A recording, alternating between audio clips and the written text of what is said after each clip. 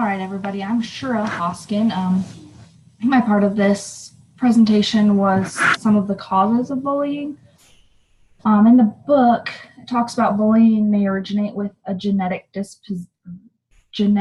predisposition or a brain abnormality. But when the toddler is aggressive, parents, teachers, and peers usually teach emotional regulation and effort effectual control.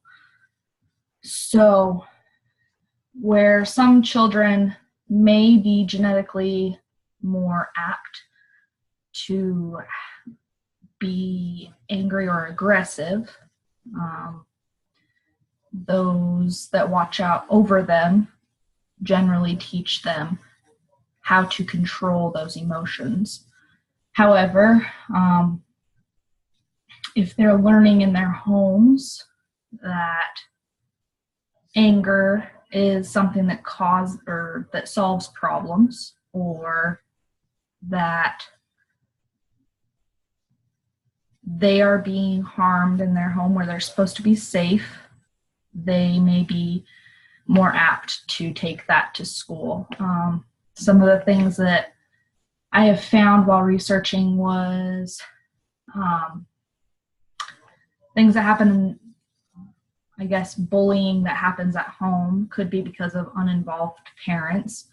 Those parents may be uninvolved because they're addicted to substances, or those parents are suffering from mental health problems. Aggression in the family could just be caused by family cycles, or the parents may be unhappy themselves, so they project that onto their children. And if there is an unhappy couple, which leads to divorce, children may become angry about that and lash out as well.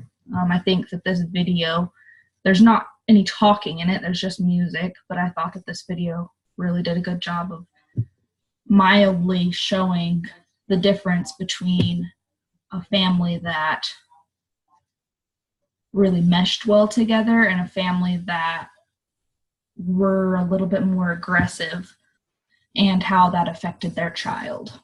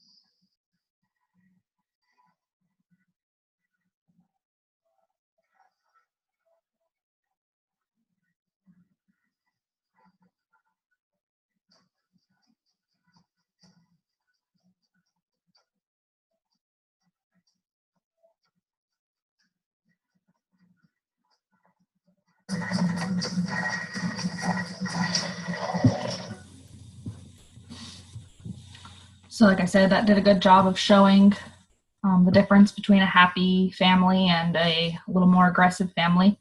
You could really see in the child's face how sad and how scared they were.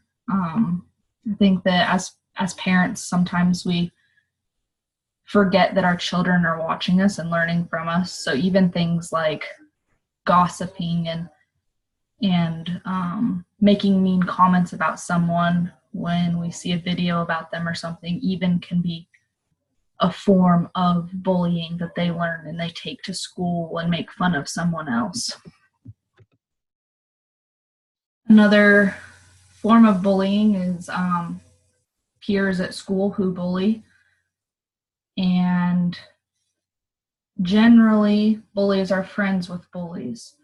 So peers who bully, they become a bully to survive in school. So whether that person is being bullied by a family member at home and they don't know how to handle it, or they were bullied first in another school and they moved, so to survive, they began to be the bully in their new school to take on a survival role.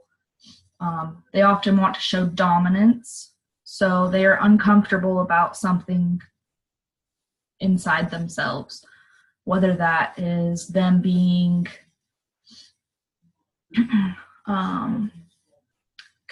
confused about a certain thing in their lives, or just that they don't feel secure in their home life. They project it as bullying.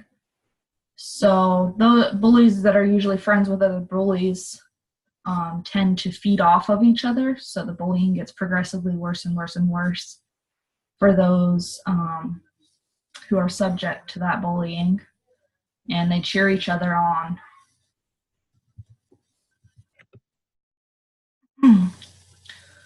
Some more reasons.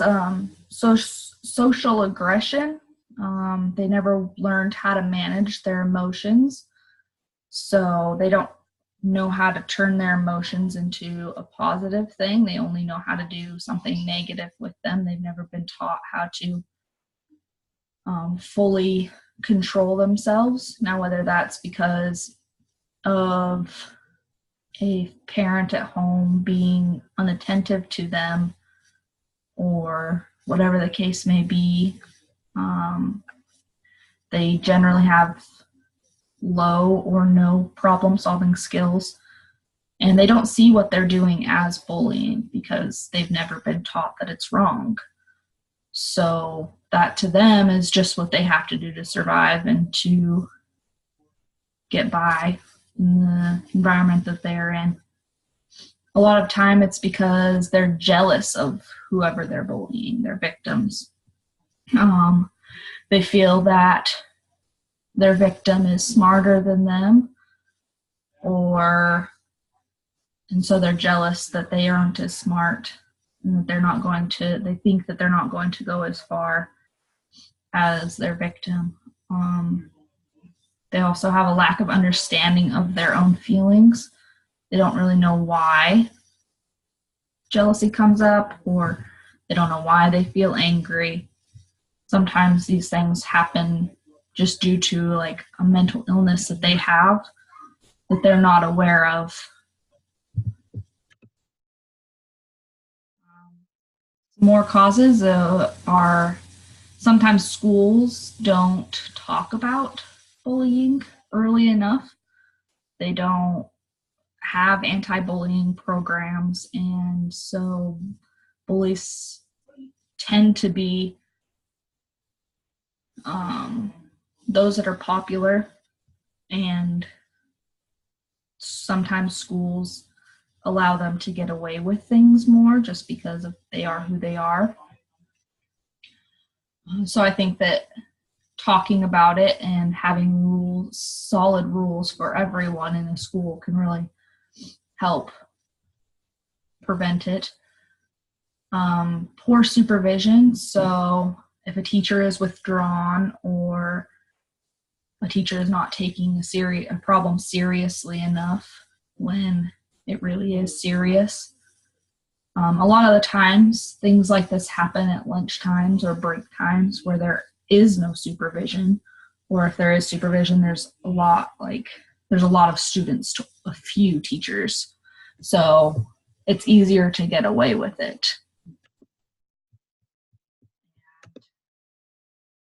So that's my part of the presentation. I hope that was helpful to everybody and that you guys learned something. That's not all the reasons that people bully, but it's some major ones.